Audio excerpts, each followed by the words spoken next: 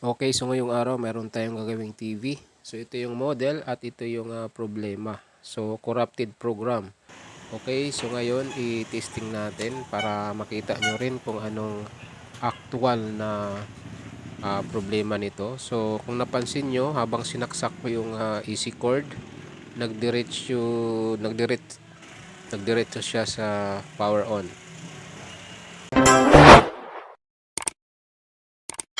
Okay, so ito na siya. At dumiretso rin siya dun sa TV channel 1. Okay, so ito yung pinaka problema niya. So ngayon i-try kong patayin kung mamatay ba siya. Ayan, so diretso siya patay at hindi siya dumaan sa standby. So ito yung problema sa TV na ito. And then after ilang segundo, bumalik ulit siya sa power on at bumalik siya sa TV. At ito yung nakita nyo ngayon, nag-raster na siya. So ito yung kadalasan na problema sa ganitong model ng Sharp. Okay? So ang pinaka problema nito is program corrupted. So yung nakalagay doon sa uh, title natin. Okay? So program corrupted. So sinubukan ko ring nilagay sa input 1. Ayan, tapos binubunot ko at ibalik ko yung pagsaksak.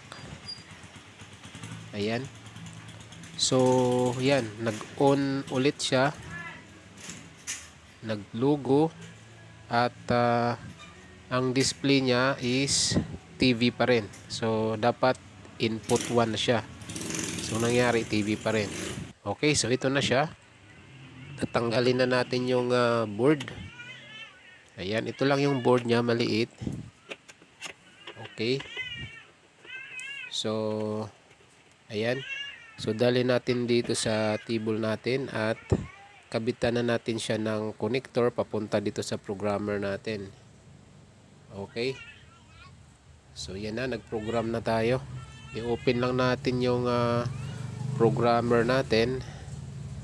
Ayan, na-detect naman siya agad. At mag-open tayo ng panibagong program. Okay, so papalitan natin yung program niya. Ito yung model. Ayan, na-load na natin at nira-write natin. So yung program ng dati na yung program is mapapalitan na natin. Okay, so sana ito ay maging successful. Ayan, so mabilis lang naman yung programming dahil mababa lang yung malit lang yung program niya or yung firmware. Okay, so ito na, i-testing na natin. Ayan, so ang hinahanap natin dito na magkaroon na siya ng standby at masisave na yung ginagawa natin dun sa TV. Halimbawa, ilagay natin sa input. Okay, so babalik siya or masisave niya yung huli natin ginawa dun sa TV, dun sa paglipat natin ng input. Okay, so ito na siya. I-on natin ulit. Ayan, so i-ano lang natin, iharap lang natin yung screen. Ayan, so medyo madilim kasi ako lang din yung naghawak ng camera. Ayan, tinayo lang natin, hinarap lang natin yung screen. Ayan, ito na. Okay, ayan, nag-HDMI, nag-input 1. At ngayon subukan nating patayin kung mag-standby na ba siya. Okay, so kung mapansin nyo na mayroon na siyang standby, nakapula na siya, at i-on natin ulit. Tingnan natin kung nasa input 1 pa ba siya, kung nasave ba yung last nating setup or yung pinipindot.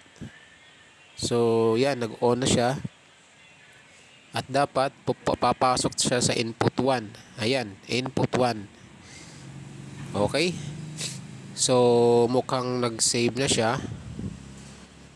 Ayan. So ito, binalik ko muna yung ano niya, casing para matesting natin na siya, nakatayo. Ayan, standby siya. Ayan. And then i-on natin.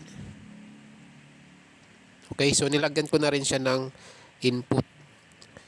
Itong RCA. Ayan. Input to, mayroon na siyang display. At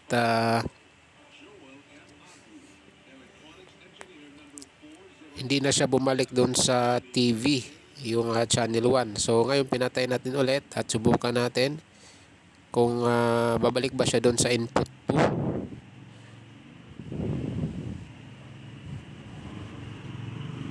Ayan. Okay, so nasolve na natin yung problema at huwag kalimutan mag-subscribe at salamat sa iyong panonood.